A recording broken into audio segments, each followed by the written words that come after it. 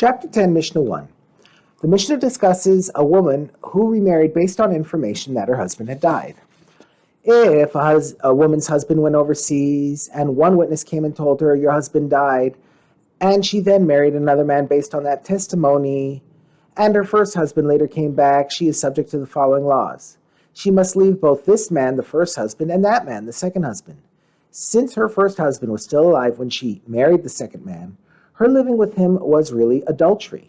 When a woman commits adultery, she may not remain with her husband, nor may she marry the adulterer. Therefore, she may not remain married to either of these men. And she must receive a get, bill of divorce, from this man and that man before she could marry someone else. And she receives payment neither for her kasuba, nor for the produce from her personal property that her husband took.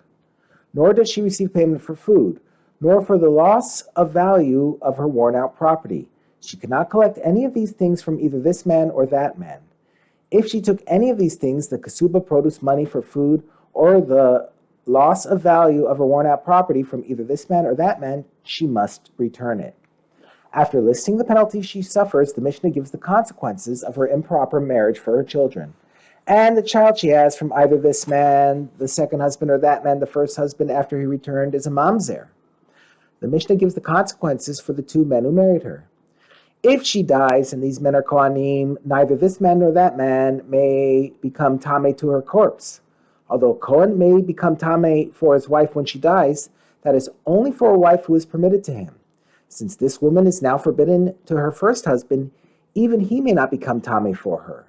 And neither this man nor that man has the right to lost objects that she finds, or to the profits from her work, or to the cancellation of her vows. Some privileges that this woman loses. If she is the daughter of Israel, someone who is not a Kohen or a Levi, she is disqualified from marrying a Kohen, since her adulterous marriage to the second husband made her a Zonah, who is forbidden to a Kohen. If she is the daughter of a Levi, she is also disqualified from eating Meiser, which is given to Levim. And if she is the daughter of a Kohen, she is also disqualified from eating Terumah, which may be eaten only by Kohanim. Some consequences for the relatives of the two husbands. If she dies before either husband, neither the heirs of this one nor the heirs of that man inherit the extra money promised to them in her kasuba.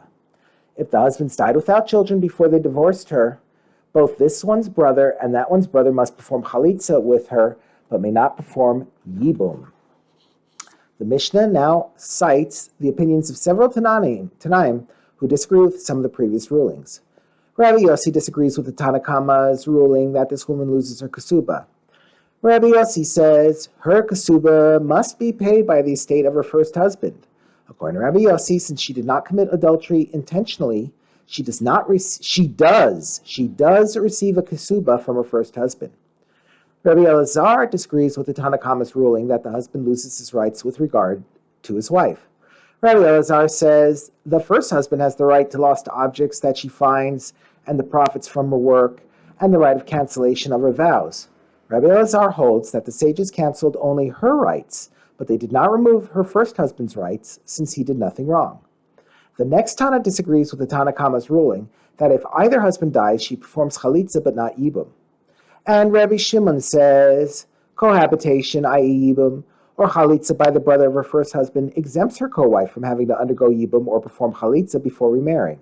In other words, if her first husband dies childless, she may perform yibum with his brother, and if she does so, it is a valid yibum and thus exempts her co-wife from having to perform yibum or chalitza. In addition, a child that she has with the first husband after she married the second husband is not a mamzer, although she is not permitted to return to him. If she does, her children are not mamzerim. Until now, the Mishnah has discussed a case in which a woman received the court's permission to remarry based on a single witness that her husband died. Rabbi Shimon now discusses a case in which the woman was told by two witnesses that her husband was dead. If she marries without the specific permission of the court because she was told by two valid witnesses that her husband was dead, in which case she did not need permission from a court to remarry, and her husband then came back, she is permitted to return to him. In this case, she is not considered responsible for remarrying unlawfully. Therefore, the sages allowed her to return to her first husband, and the penalties listed in the Mishnah do not apply to her.